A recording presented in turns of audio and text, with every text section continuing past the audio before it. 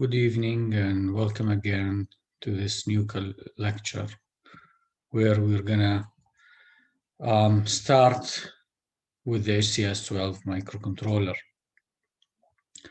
First, let me share my screen and show you a little around. First of all, the first thing, the boards, the microcontroller boards. I was told that 3, 4, or 5 people only came to the university and picked up their packages. Please to try to do this in March, okay? Don't delay it anymore. Contact Engineer Mahmoud and pick up your package.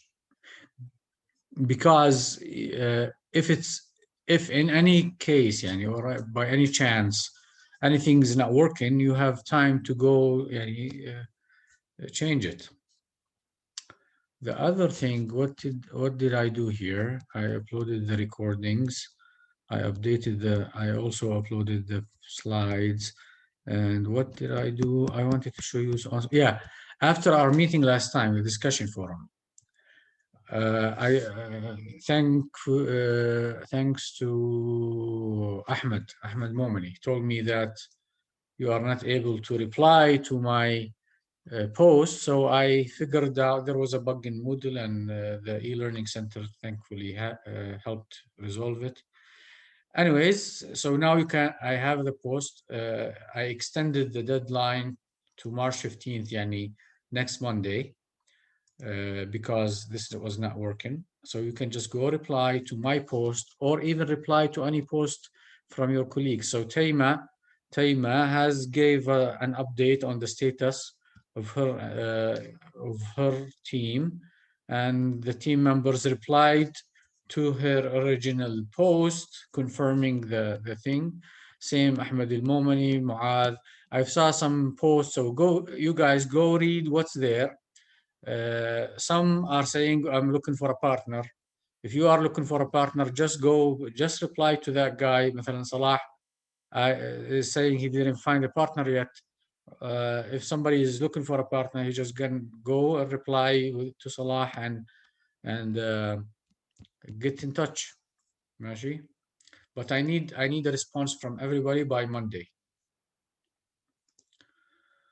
And yeah. And last lecture, after we ended, one of the teams stayed around and we were talking about their projects. And I want to make this clear. Most of you are new to embedded systems. So you may not be aware of what you are going to be capable of doing or not doing. Is what we're going to learn in this class going to be enough to do this project or not?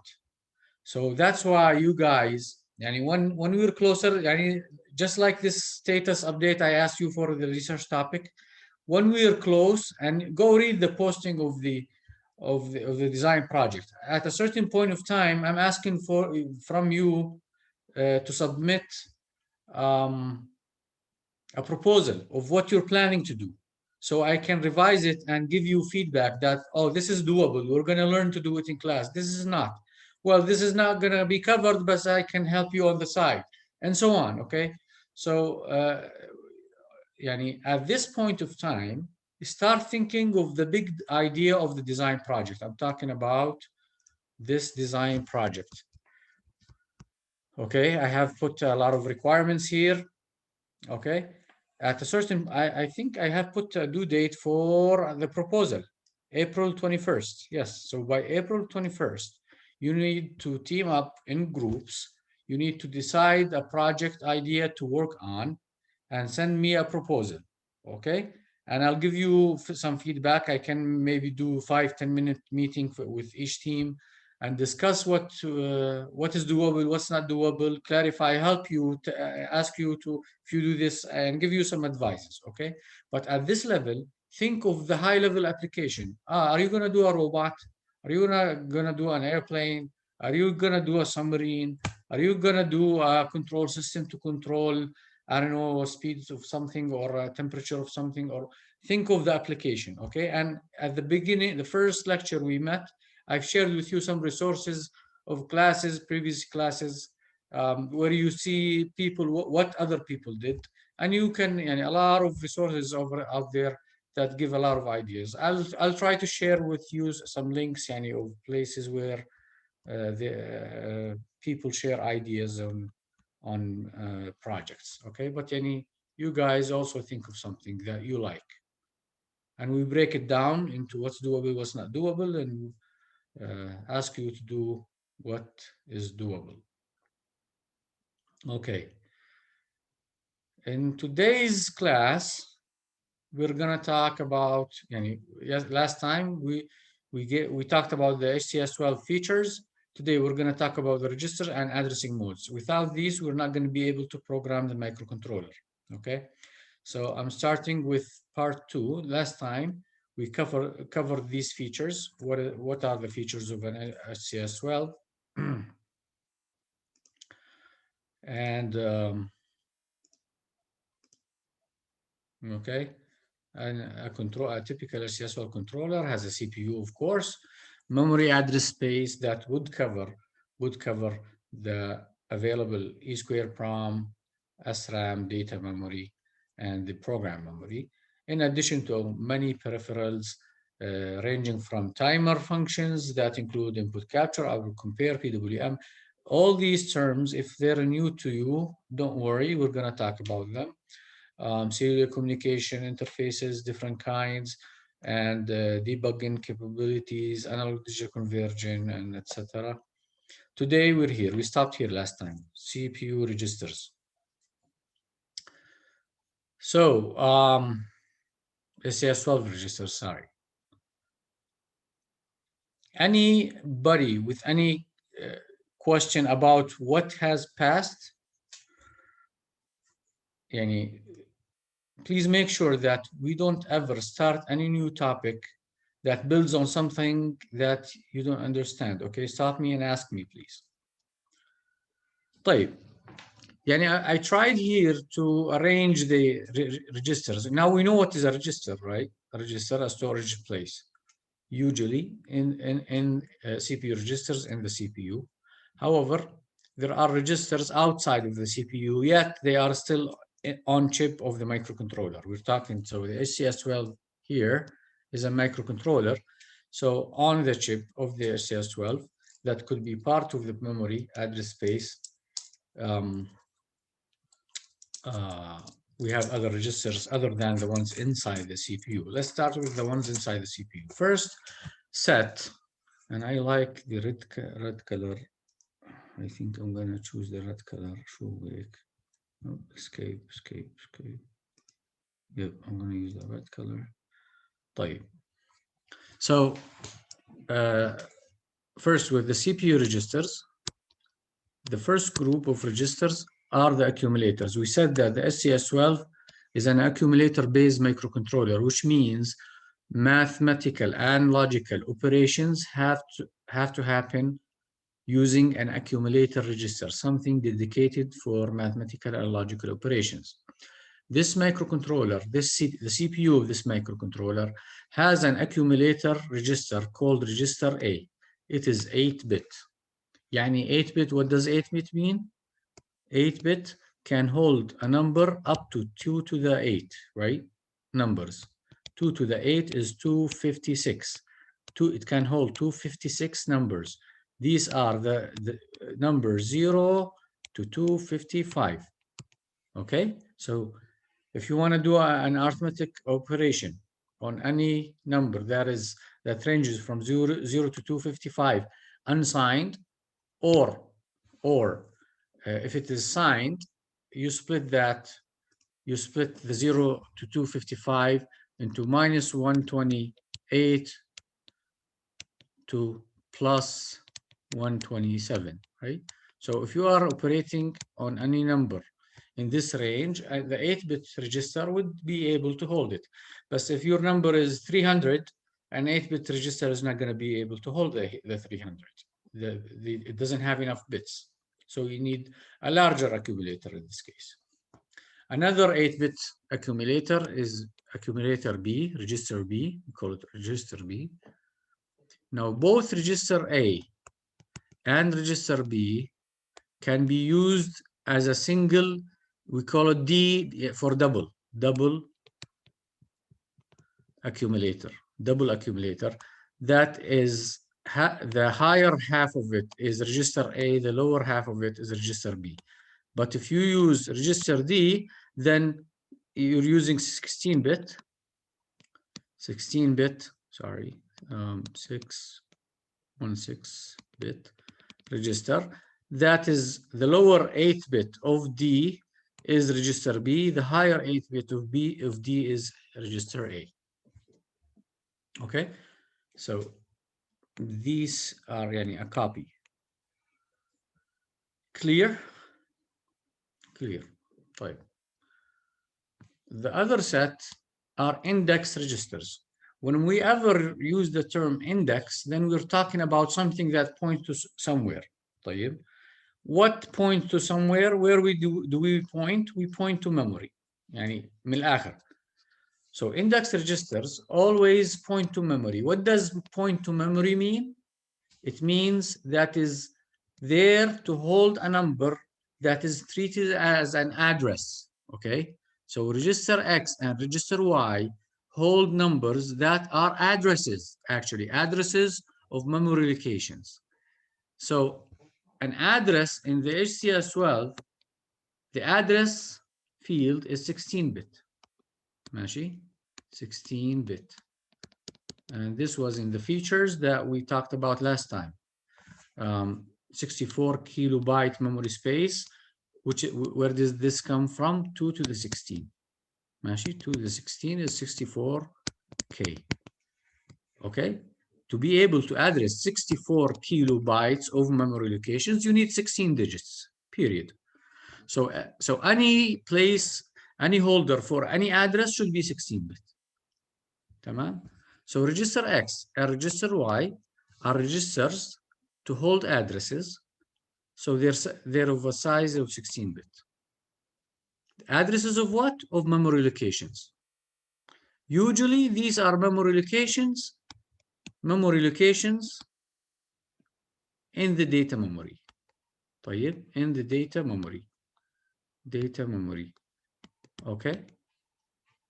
So you use X to point here, Y to point here. ماشي? Instead of dealing with this address here, for example, 5,000 مثلا. Instead of saying go increment the number at address 5,000, you put the 5,000 in X and you say increment the number at the address pointed to by X. طيب. دكتور سؤال بس ممكن؟ مصطفى تفضل. هلا ليش حكيت الداتا ميموري بس مش البروجرام ميموري؟ Because the program memory, the only location, the only register that points to program memory is the program counter. Okay. If you want to deal with it as a program in that case, you point to program memory Y to go execute instructions. So you fetch the instruction, decode it, execute it. Okay? Yes. The only pointer that points to program memory for this purpose, to bring program instruction and execute them, is the program counter. تمام. Okay, and in this case, the program counter is also 16-bit because also the program memory is part of this 64K address space. Okay, 64K address space. Okay, which is equivalent to 16-bit address lines. Okay, so the address space is from 0 to 65,535. From a certain number to a certain number, you may have the program memory. Its type is different. It's flash. From a certain range to another number address, it could be SRAM, a different technology. Okay, but I'm talking about the addressing. Address space. طيب. So index registers that point to data memory, program counter that also points to program memory, and the stack pointer also, we're talking about a pointer that points somewhere. Where do we point? We point to memory. So memory is addressed by 16 bits. So the stack pointer, SP again, points to memory locations by holding its address. What do we mean that SP points to a memory location? We mean that there is a register that is 16-bit wide, okay, called ASP, okay. It holds a number here. This number is an address, okay, in the memory.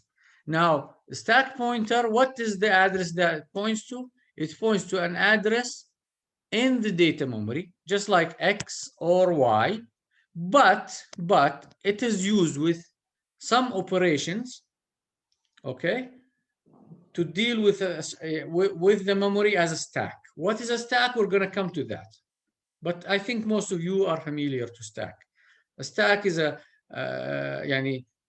memory space where you store to it without worrying about where the address number of the actual address of that memory location. You just want to send things to that memory and be able to retrieve them in the same order that you send them. So usually the wording for the instructions in some processors are you push to the stack, you just like a stack of dishes. You put a first dish, a second dish, a stack, whatever you push at the end is the first thing you should pop. In Intel, they say pop. Here we say pull. You pull it out, okay? A stack. We're gonna come to it. We have a topic that we're gonna dedicate it for the stack. But the stack pointer is a register that points to a memory location, which is 16-bit. But it's alone هيك in the listed alone because it has other features combined with other instructions that can enable us to access memory in a different way.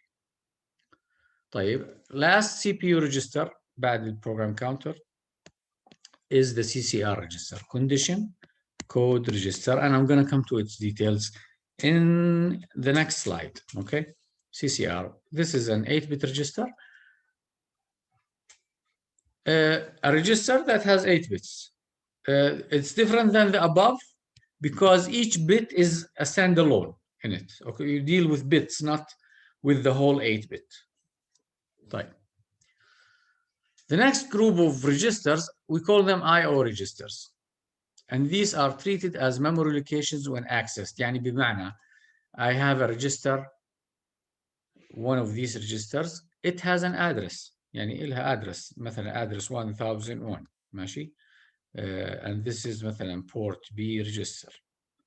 Port B register, something that relates to port B digital port. It has a memory location. So when we deal with these registers, we deal with them as if we were dealing with any memory location in the data memory.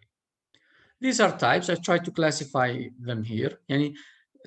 We understand them better when we use these peripherals, these I/O, but they are used for the I/O, the input-output peripherals. Some of the registers are called data register. Their purpose is just to hold data. For example, I want to do serial communication between my microcontroller and another microcontroller. The data I'm going to send or receive should be there in a memory or a placeholder, a memory location, or we call it a data register. You put your data and start sending out. Whatever you receive, you put it in a data register.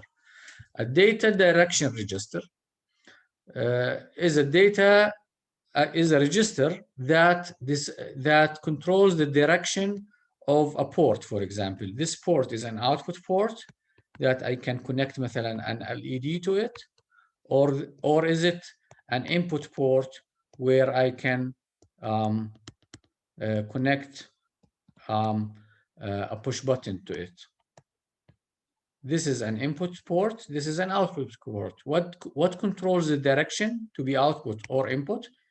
Data direction registers. I'm gonna come to this when we talk about ports.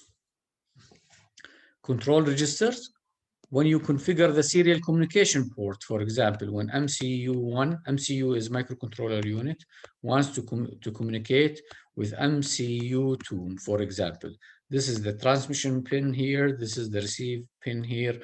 I want to send data, مثلا, in a baud rate of 9,600 bits per second. What configures this? Why is this? How do I configure this speed, for example? How do I configure how fast my A to D is going to work? All these control things, we use control registers to control them. Finally, status registers, also a set of registers that usually have flags. For example, a bit that tells me, oh, that the 8-bit you sent to the other controller have been sent out and we are complete, you can send a new set, مثلا. So complete bit, مثلا, or 1 complete, 0 not complete. It gives you a status about something, status registers. And every I/O or peripheral will have a group of registers. Machine. It's not one data register or one status register. Every peripheral we deal with will have these set of registers. Okay. This will be easier when we deal with actual peripherals. So here they are, the HCS12 registers. Register A, 8-bit, 0 to 7. Register B, 0 to 7. Combine them together in this order. They are the double accumulator 16-bit. Okay. Data doesn't have to be 16-bit, can be 8-bit. So you can deal with A alone, B alone. But when it comes to address, like we want to point to a memory location, you hold an address, the address is 16-bit from 0 to 15. So we have an index register X, index register Y, stack pointer, ACE, SP, and program counter, PC, and this points to a program memory. The register, this one, صار خرابيش كثير هون, but this one, the CCR, the condition code register, is this register, CCR. We call it CCR, condition code register. We deal with every bit alone. And this register is 8-bit. Tamam, 8-bit. 5 of these bits are indicators, are flags that tell me about something. Okay. The first, the flags are the carry flag, the overflow flag, the 0 flag, the negative flag, the half carry flag. These are 1, 2, 3, 4, 5. The ones I put a tick next to them, you don't write them.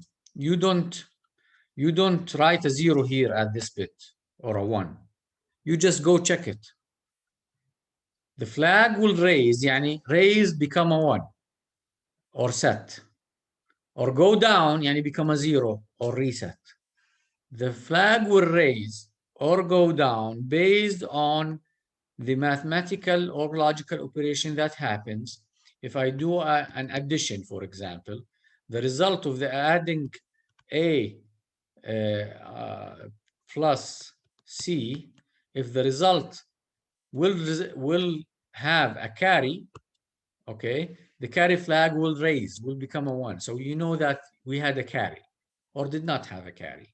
We had an overflow. We did not have an overflow. I'm going to explain each one alone, but the result is a 0 or not a 0, negative or not negative, half carry.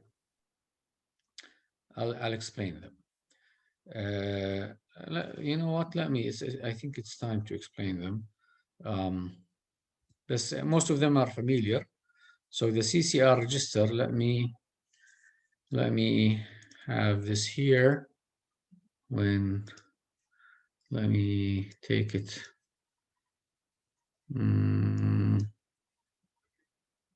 Hide.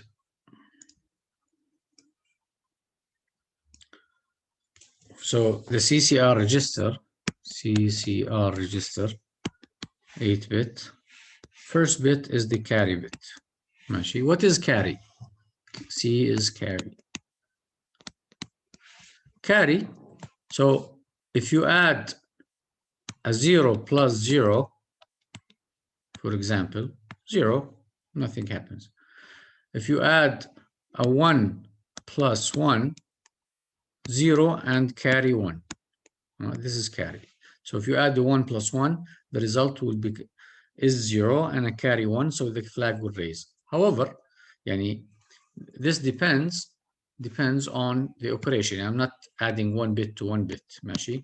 If you add 8-bit to 8-bit, that's the smallest, right? Because we have 8-bit registers. The smallest is 8-bit registers. So if we have a number in register A that is مثلا what? In 38. 38.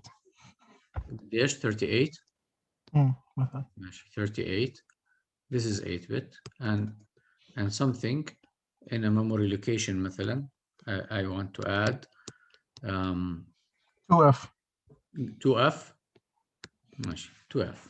So if I want to add 38 hex plus 2F hex, 3 is 0011, 8 is 1000,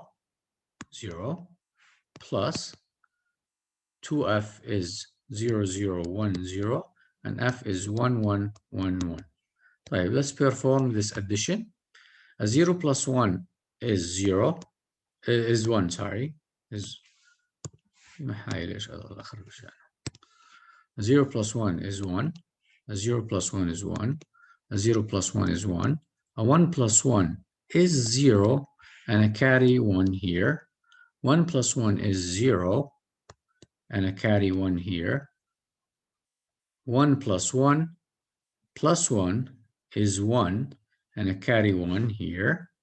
1 plus 0 plus 0 is 1, 0 plus 0 is 0, and that's it. The result is what? 67. This bit, we call it a carry. This bit is a carry. This bit a carry. But none of these bits will affect this carry flag. The only carry that will affect this carry flag is a carry that occurs after bit number 7. So this is bit number 0, bit number 1, يعني إذا بنقسمهم هيك bit 0, bit 1, then bit 2. آخر إشي هون, this is bit number 7. Anything that goes after adding bits number 7 from the two operands, anything that goes out here is the carry. So what came out for here? 0. So the carry after this operation will become a 0. دكتور. Yes, Mariana. هلا احنا كنا بالوجد اتوقع كنا نعتبر انه الكاري هي بتكون الساين نمبر. No, انه اخر بت بال. This is the sign number. If we're dealing with sign numbers, this is the sign, the bit number 7. اوكي تمام, بس بتكون البت نمبر 7. تمام. Bit number 7 is the sign if we're dealing with sign numbers. But اوكي تمام. the carry is something different. Okay. If the result of adding these two numbers will have a 1 مثلا, let's assume we had a 1 here. Let's say ايش احمد 82 plus 91, for example. Adding these will be 8 is 1000, 2 is 0010, and 9 is 1001, 0001. Adding these two 8-bit numbers, 1, 1, 0, 0, 1, 0, 0. 1 plus 1 is 0, and a carry 1. This resulted from adding these two bits. The result is 0, and we have a carry of 1. So after adding 82 plus 91 hex, the carry bit will become a 1. It will set. And it always reflects after the most recent operation that affects the carry flag. And we'll look at this in the instruction set, in the instruction set table. طيب, the next bit is the overflow. We call it the V bit. Overflow. Overflow.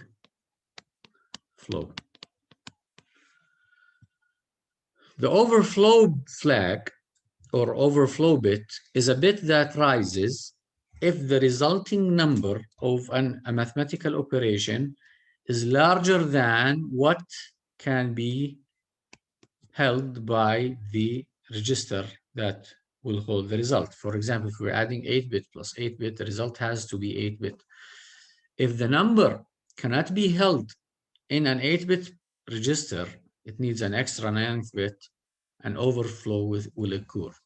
And this is always tied with 2's complement numbers. يعني ايش؟ 2's complement numbers يعني signed numbers. Signed numbers. يعني when you add a signed number to a signed number, you subtract a signed number from another number. When the sign matters, when this most significant bit 7 is treated as a sign, okay? When the most significant bit is treated as a sign, the overflow will be affected. Let's see an example. Yani here in this example, will we have an overflow or not? In this one we just did, the 82 plus 91. What is the result, by the way? The result is, if we're talking unsigned, if we're talking unsigned, we added 82, صح? 82 plus 91. تمام? The result is, as we got here, is what? 1, 3, 13. صح? If these are signed numbers, which means this is a sign, then whenever you see a 1 here, then this means that this number is a negative number. صح? يعني what is this number if we're talking about signed numbers? -2. A negative. Then what do? You take the 2's complement of this number. What is the 2's complement of this number? Flip all bits and add the 1, right? Flip all bits and add a 1.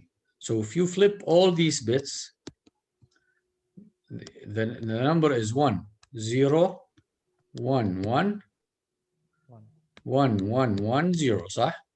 And then add the 1. So when we flipped all bits, then that's a 1 complement. We add the 1, that's the 2's complement. 1 plus 1 is 0, 1, 1, 1, 1, 1, 1, 1, 0, صح? What is this number? 7 and E, صح? Minus 7E. Okay? Anyways, so how do we know we got an overflow here? شوف, a simple rule I'm going to give you, but at the end of the day, the reference is the data sheet. Sometimes some instructions do not affect the overflow flag. You look at this sign. So we're talking about sign numbers. You look at the sign bit, which is bit number 7. ماشي? And you look at the carry coming into bit number 7 and the carry going out of bit number 7. يعني, let me do this. 1, 2, 3, 4. 1, 2, 3, 4. Bit 0, bit 1, bit 2, 3, 4, bit 7, bit 6. طيب, you add مثلا or subtract a number, you add the 2's complement مثلا. You look at the result that comes from, if we have مثلا a 1 plus 1 here, and you get the carry that goes to number 7 added with the 7th bit, and you look at the carry going out of bit number 7. So the bit coming in, the carry coming into bit number 7, and the carry going out of bit number 7, and you treat it as this. If there is a carry coming into bit number 7 and a carry going out of bit number 7, then there is no overflow. If there is a carry not coming into number 7, no carry going out of number 7, then no overflow as well. When does an overflow happen? when a carry comes into bit number 7 and it doesn't go out, it changed the sign. There is an overflow here. Overflow will set the V flag.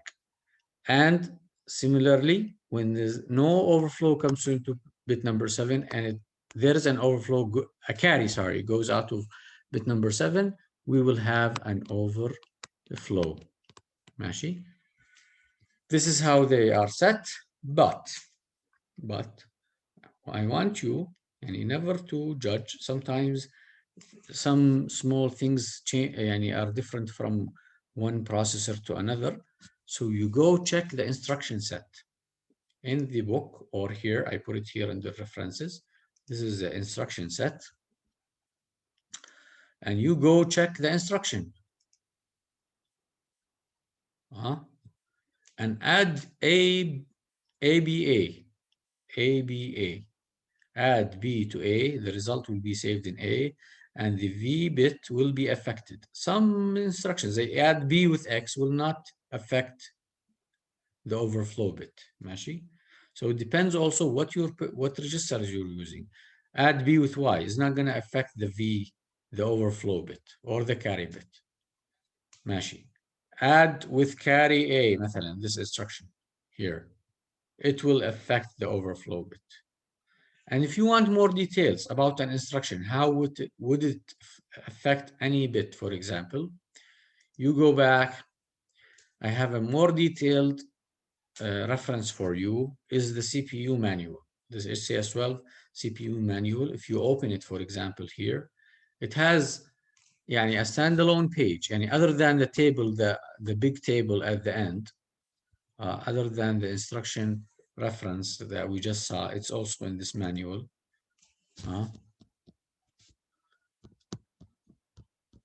Other than this, the carry is affected or not affected, you have an instruction for everything. For example, ABA. ABA here, it tells us that the V flag will be affected. This triangle, إذا بتطلع in the data sheet here, the triangle means when symbols here. Where are they?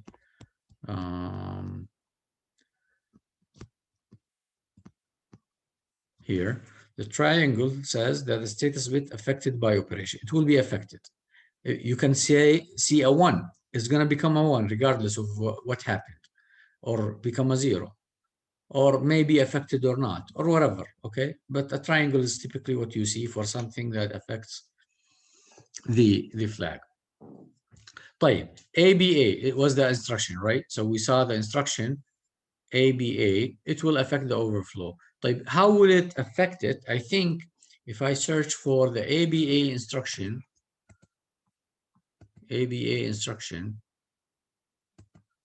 you will have, like here, see, you will have a full page talking about any instruction you're going to need. This is a good reference. This ABA instruction means that it is going to add accumulator B to accumulator A and store the result in accumulator A. And this is a description of the instruction, of what happens here. As the content of accumulator B to the contents of accumulator A and places the result in A. The content of B is not changed. This instruction affects the H status bit. So شو H bit هيو coming next. You will have carry بنسميه bit. So it is suitable for use in BCD arithmetic operations. نحكي عنها. CDAA, DA إلى BCD numbers, instruction for additional information. CCR details هاي قاعد بيعطيك every bit كيف راح يتغير. For example, the carry bit. How will this here? This indicates this is the same thing we saw in the instruction set table. Okay, we saw a triangle next to C. But how is it going to be changed? The carry flag. This will do an A7. يعني operand A, في عندي operand A, operand B. I'm adding them together. So A7 ANDed with B7. ORed with B7 ANDed with R7 complement. ORed with R7 complement ANDed with A7. هلا R7 set if there was a carry from most significant bit of the result cleared otherwise. R7, what is R7? R7 is the resulting carry from bit 7. Okay, result 7. So if I am to take this and apply it on what we did, A7 and B7, B7 and R7 complement, R7 complement A7, and do it like this. Yani here, مثلا, where did we have a carry here? Let's do it. So the carry is affected as follows: A7 ANDed with B7, or A7 ANDed with R7 complement, or R7 complement ANDed with B7. Check. Let me just check. Yeah. ماشي. What are these? So if I get a number here, what are the two numbers that had a carry اللي عملناهم here? 30. هاي كان فيها carry ما كانش فيها carry. It doesn't matter. Carry ولا ما في carry is the same concept. Let's just take two numbers. Dollar sign 35 plus dollar sign 81. This is equivalent to 00110101 plus 10000001. So the result is 011101101. ماشي.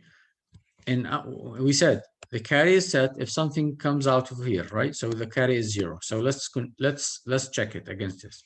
What is A7? A7 is this. Let's say this is A, this is B, and this is the result. A7 is 0 ANDed with B7 is 1, or A7 is 0 ANDed with the result 7 complement. The complement of the result bit number 7 is 0. It's 1, but the complement is what? 0. ANDed with 0, or R7 complement again 0 ANDed with B7. B7 is 1. صح؟ طيب 0 and 1 is 0. 0 and 0 is 0. 0 and 1 is 0. 0 or 0 or 0 is 0. صح? So this is the carry.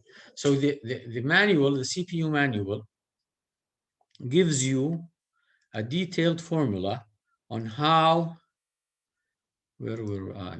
Oh, yeah, on how to check the flag. Same for the overflow. The overflow, we checked what comes into the bit 7 and what goes out. Here it gives you a formula. Sets if a 2's complement overflow resulted from the operation, cleared otherwise. A7 and B7 and R7 complement, or A7 complement ANDed with B7 complement ANDed with result 7.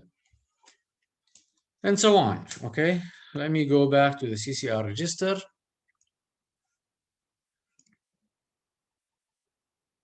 ماشي أو لا خليني أخربش أحسن. So after ماشي يعني this applies to any instruction. Go to add B with X. Add B with X. Here it doesn't affect the carry ولا the flow ولا over ولا anything. Add D with add with carry A. See what are the flags that are going to be affected, and each flag, how is it going to be affected? Okay. ماشي. طيب. After the overflow flag, يعني we were here. We had the carry flag. Now we know how it's affected. The V flag, overflow, then the Z flag. The Z flag, Z is for 0. You just look at the result. Are these all zeros? يعني the result, is it 0? If yes, the Z flag rises, becomes a 1. Else it becomes a 0. ماشي. يعني مثلا in this case, what is the Z flag? 0. ماشي. Yes. طيب. After that, the N flag. N flag is the negative flag. I have 0, have the negative flag. and this is important and when dealing with signed numbers. ماشي. So you check the result is negative or not. If my operation is signed operation, what is the N flag gonna be here? You look at the 7th bit, or if we're talking about 16-bit, you look at bit 15, right? The most significant bit. If it's a 1, the negative flag is 1. If it's a 0, the negative flag is a 0. طيب, after the N flag, في عندنا interrupt flag, بس خليني I'll skip it for a while. Then we have the half carry flag, H flag. طيب, the H flag looks at the carry that comes out from, so if we have bit 0, bit 1, bit 2, bit 3, 4, 5, 6, 7, 3, 4, 5, 6, and 7. Similarly, another operand 3, 4, 5, 6, 7. Whatever comes out from bit 3 to 4 is the H flag, half carry. We're not looking at B7, 7, not this one, the one in the middle. That the carry that is carried from the lower nibble, we call it the first 4-bit nibble, okay? The byte, half of it is a nibble. From the lower nibble to the higher nibble. ماشي? Why is this important? In BCD numbers, it is important. Should BCD numbers? Binary? Binary coded decimal. Coded decimal, right. So you only code the numbers from 0 to 9. These are the decimal numbers. So 4 bits will be enough. The smallest will be 0, 0, 0, 0. And the most significant bit is 1, 0, 0, 1. طيب. However, if after the 4 bits a carry happens, this is the half carry. This will raise the thing, okay? This is the importance of the H flag. So these are the 5 flags in the CCR register. طيب, what's left? The other 3 bits, the other 3 bits are control bits. We use them to control something. So here, I is the interrupt mask. Interrupt mask bit. طيب. This bit is used for a kind of interrupts. We call them maskable interrupts. Maskable interrupts. I think the term interrupts is familiar to you guys. There are things called interrupts. We have a full chapter for interrupts as well. But in general, an interrupt, we talked about a program. A program works as follows. The program is executed by having the program counter pointed to an instruction, then next instruction, then next instruction, and keeps going.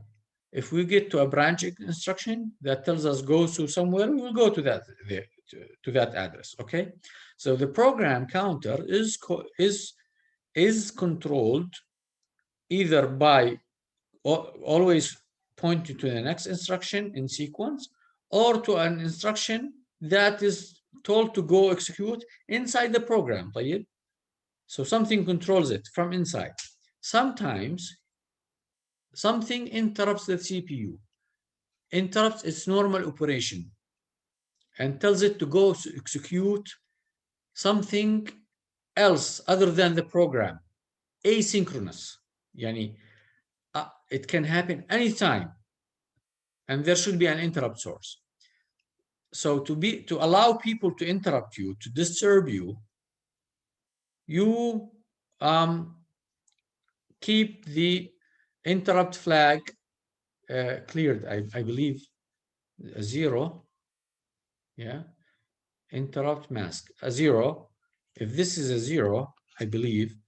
Let me just check it. بسرعة بالregister. طيب 0 والother option is 1. If you go make it a 1, you're masking interrupts. You're not allowing anybody to interrupt you. Okay, you're not allowing anybody to interrupt you. CCR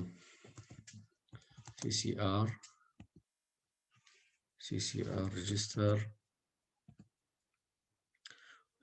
here. Is it here? Maskable interrupt control bit. Where is the let me see the index here. Is here. So an I bit, see our reference is always the manuals. Mashi. The I bit here, you have the I bit enables and disables maskable interrupt sources. By default, the I bit is set to 1 during reset. And instructions must clear the I bit to enable maskable interrupts. يعني 1 means that maskable interrupts, يعني default here هذا دايما 1. Default هذا دايما 1. So nothing can interrupt you. If you want to enable interrupts, we call them maskable interrupts, you make it a 0. Then anything can interrupt you. Any maskable interrupt can interrupt you. If you want at any certain point of time, nobody to bother you, you go make it a 1. So the interrupts that you can stop them from bothering you or not are called maskable interrupts. How do you allow them or don't allow them to interrupt you? By switching between 1 to disable them, 0 to enable them, by writing this bit. Okay, you write this bit. How do we write this bit? We'll see. Yani we're going to use instructions. Mashi. This is the I bit. The bit number 6 here is called the X bit. خليني أرجع slide here. Same as the I bit. Same as the I bit, but so the I bit is for interrupt mask for maskable interrupts. ماشي the I bit هذا this one. The X bit is the enable bit for the non-maskable interrupts. Specifically, we have an interrupt called XIRQ. We're going to come to it later. This is a non-maskable interrupt, which means if you enable it, and when you first start your program, this can be disabled. I think the default was 0 for the I. It's similar, 1 or 0. It disabled 1. Okay. Default is 1. So maskable interrupts, non-maskable interrupts are disabled. If you enable them, يعني بتيجي تعمل هذا البت 0, they are now enabled. This is the enable bit, and they're non-maskable, so you cannot return back them to 1. Return them back to 1. You cannot disable once you enable them. You cannot disable them again. They're non-maskable. Okay, so they will interrupt you even if you don't. يعني خلاص, you cannot. If you allow them the first time, you cannot disable them again. ماشي. It is for non-maskable interrupts. I remind you guys of them when we come to interrupts. Last bit is the stop disable bit. The stop disable bit. There is an instruction called stop. This instruction, when you use it in your code, it will disconnect the clock oscillator, which means no clock comes to any digital circuit, which means the program counter will stop counting, which means it's not going to point to new instructions, it's not going to fetch instructions, it's not going to execute new instructions. You'll stop your execution. طيب. If this bit is disabled, again, what is the disable? Is it 0 or 1? Is it 0 or 1? We can check والله هون يعني, and I forgot, and I don't always remember. It differs from a place to another. Where is the S bit? ZN S bit. clearing the S bit enables the stop instruction. طيب, so the default it's 1. The default of the S bit is 1. ماشي. If you clear it, يعني you can have stop instructions in your code. You can have stop instructions in your code. يعني blah blah blah blah بعدين stop إذا صار إشي. Blah blah blah stop. Now the CPU is gonna deal with the if this is disabled, the stop is disabled. يعني one, I think we just saw it. I just forgot. يعني we just saw it and I forgot. If it's stop يعني disables, صح؟ 1 يعني disables, 0 enables. نسيت. المهم. So you can have the instructions. If the stop is disabled, then the CPU is gonna deal with the stop as a no operation instruction. يعني do nothing. It's just gonna move on. يعني just waste one clock cycle and move on. But if you enable it, then the stop instruction will disconnect the oscillator and stop execution. And once that is done, you cannot revert it. يعني you cannot enable, يعني disable the stop again and go back to normal execution unless you reset. You reset your controller. Okay. So far, CPU registers. Any questions?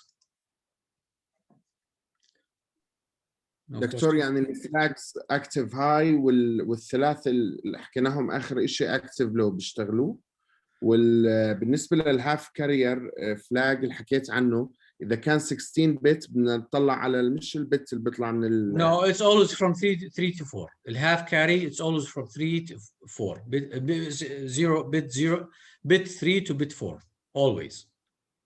ما في 16 بت. Yeah, لانه it's to serve BCD numbers that need 4 bits.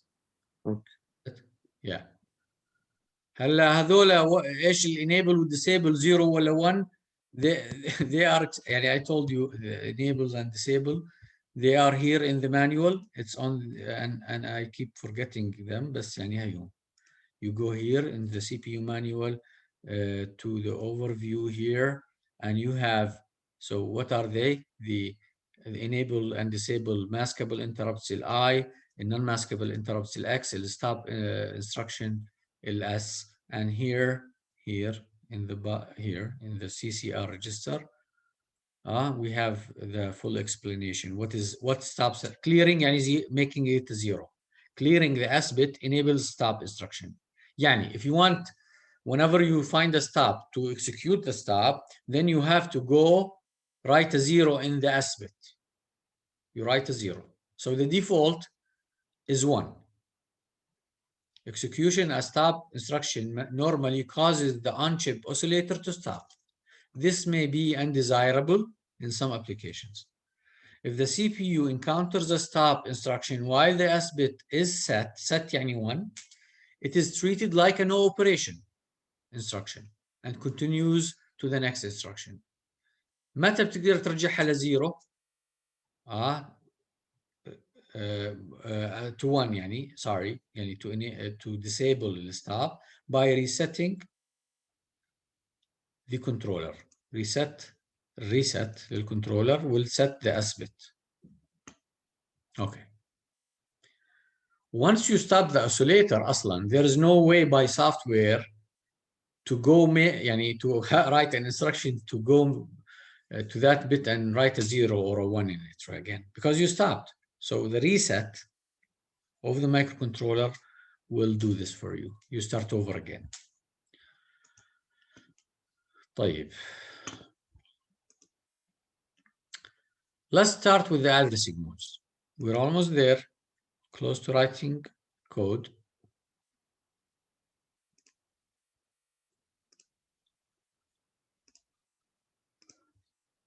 Addressing modes. What does addressing modes mean?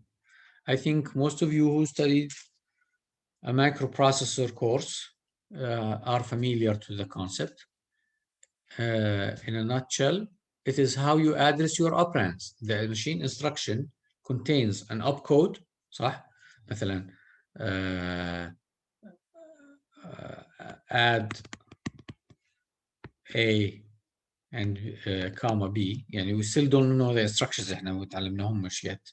But let's say we have this is the operand. يعني we call this the mnemonic, but the translation of it into zeros and ones is the operand. The thing that this is going to do اللي هي sum مثلا on the two numbers, these are sorry, this is the opcode, opcode, I'm sorry, opcode, and these are the operand ماشي that we are going to perform our operation on ماشي. The addressing modes tell us how we are going to access the operands. يعني من الآخر how addressing modes tell us where are the operands and how we're going to access them. Are the operands numbers in the registers? Are the operands numbers in memory and you provide the address directly? Are the operands numbers in memory but the address is somewhere in another place in memory? Are the operands in memory and the address is in some index register?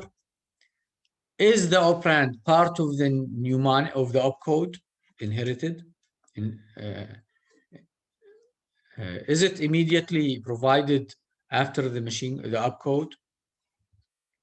This is the meaning of the addressing modes, where and usually controllers or CPUs have 3, 4, 5 addressing modes. The simplest I saw the PIC microcontroller, for example, it has only 2 addressing modes, direct and indirect. Okay, this one has a lot of addressing modes. It's more advanced. Okay, so in HCS12 instructions, any instruction consists of 1 or 2 bytes of opcode. شو الأبكود؟ اللي هي الماشين كود of that instruction.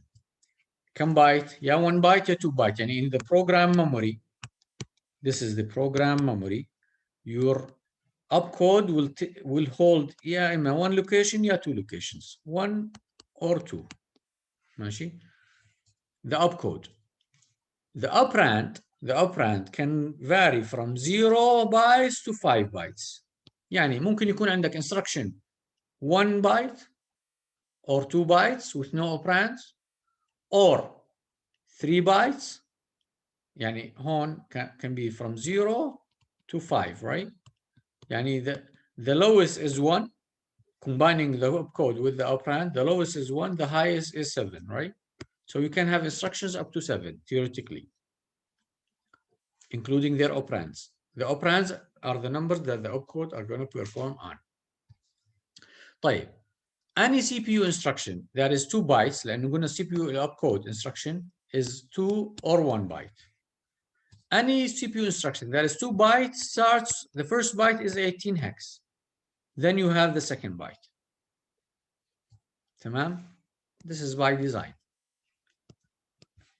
So a CPU, whenever you look at any machine code that is not 18, this is the opcode. This is 1 byte. You don't have the next byte. So if I see anything here, 17 hex, then this is the 17 hex is the opcode. And this مثلا 13 is an operand. ماشي? 17, then the second byte will be an operand. But if this is an 18, then the 13 is also part of the opcode. 18, 13 is the opcode. Then the operand follows. ماشي? And what comes first? يعني if we have a 2 byte machine code, how does it go? And this is address مثلا 4000, and this is address 4001.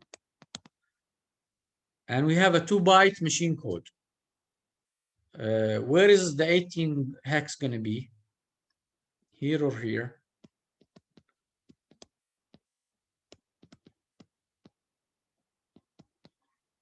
In the lower memory location, صح? Because 18, the first byte of a 2 byte of code is always 18. This is the first, يعني the highest. We'll have 21. Let me just confirm in the data sheet of the instruction set, just real quick. Where's the instruction set? Instruction set. يلا هاي سريعة. Instruction set.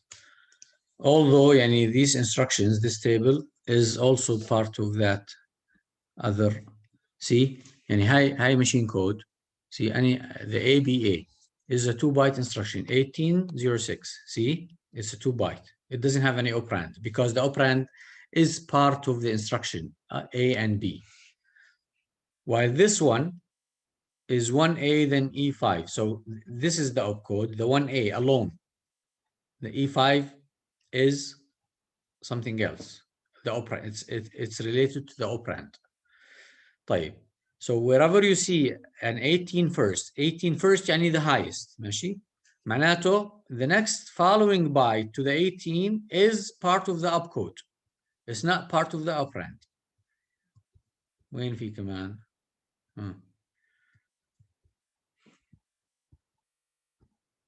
Any 2-byte opcode should start with a 18 hex. Here's another one, 1817. See, this is compare A with B, 1817. طيب. So wherever you see an 18 first, شو يعني first؟ يعني highest 8-bit. Hide floating control display swap. ماشي يا جماعة. Wherever you see an 2 bytes, if the first byte 18 يعني highest وبعدين 17 يعني هيك 18 17, then this is a 2-byte opcode. How is it stored in data memory? The 18 goes first in the lower memory location, then the lower byte goes to the higher location, 4001 in this case, the 17. Why شو سميناها هاي المرة الماضية? What do we call it? Big Indian. Big Indian. And why did we call it Big Indian? It's a convention, صح? And I forgot to tell you the story, by the way. Big Indian, Little Indian, Big Indian and Little Indian. You remember it, huh? Yes. That's the story. You know the story? No. So, بس قبل the story. Big Indian and Little Indian. If you have an address that is 1000 مثلا, and another address that is 1001, this we call this the low address and this the high address. ماشي لأنه high هذا أعلى the number here is higher than the number here. And if you have a 16-bit number that is مثلا 32F3, how do you store these 16-bit in this memory? The lower bit, this is the lower byte, sorry, and this is the higher byte. The lower byte goes to the higher, the lower byte goes to the higher location and the higher byte goes to the lower location. So 3, 2, then F3. ماشي? In Intel, it's the opposite. طيب. When you save low to low and high to high, this is called Little Indian. When you save low to high and high to low, this is Big Indian. ماشي? And Big Indian. The term came from when you were little kids. Did you watch Gulliver Travels? And there was a movie on that. I think there is a story, a novel. Somebody called something Smith. رحلات Gulliver Travels. This guy who goes, he falls into an island and he finds himself مثلا in a place where everybody is a giant and he's a small guy. And then he travels to another place and he's the giant and everybody are elves. Then so in the travels, he went to a place and he found two tribes or two different kind of people. First type, they break the egg from its big end, and the others they do it from the little end. مش egg looks like this. في big end في البيضة في big end و small end. This is the little end and this is the big end. He found them fighting or something like that. I forgot the story. And he used this to classify them. And oh, he's a little Indian. So he's one of those who breaks the egg from its little end, or a big Indian. A way to classify them. Okay, so in this case, Intel is a little Indian and Freescale is a big Indian. It doesn't matter how you store them. What matters is when you read them back, you need to read them in the same way you store them. Anyways, this is addressing modes. In general, this is the meaning of addressing mode, the size, and here are the addressing modes. See, a lot of addressing modes we have in this microcontroller. This table is from the book and datasheet. So we have an addressing mode called inherent,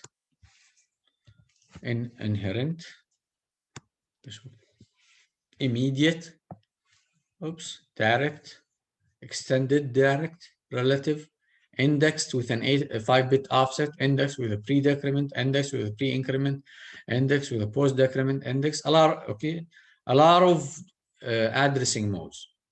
I tried to present them in an easier way here, and I'm gonna go through each one of them next time one by one and see how each addressing mode works and the benefits, pros and cons of each one of them.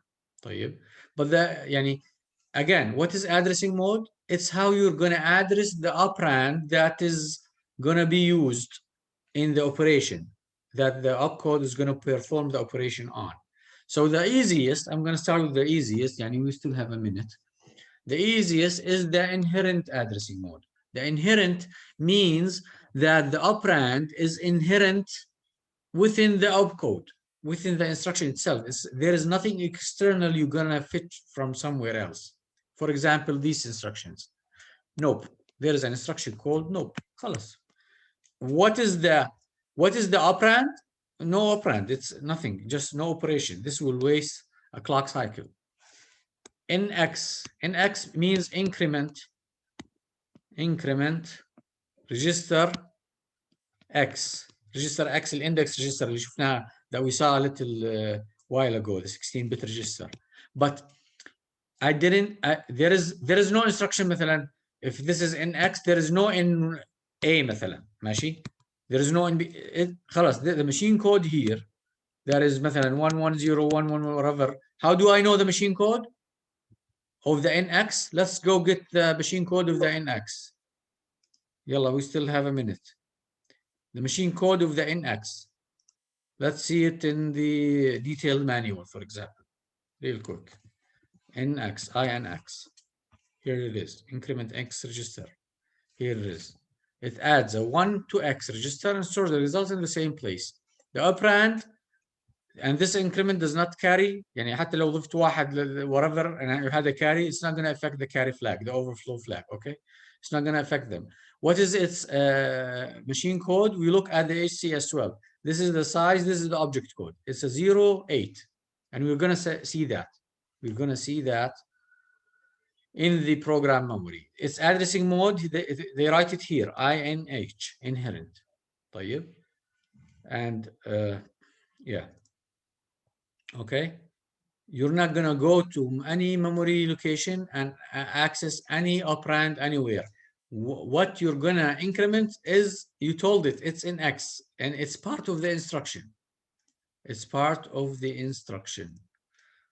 Decrement A, you did not add anything here after the instruction telling it what you're going to increment or decrement. It's part of the machine code. ماشي. Operands are implied by the opcode. Part of the. This is the first, easiest, simplest machine addressing mode. You're not addressing anything. What you need, you have. Okay. Decrement A. خلاص. طيب, is it time yet or not?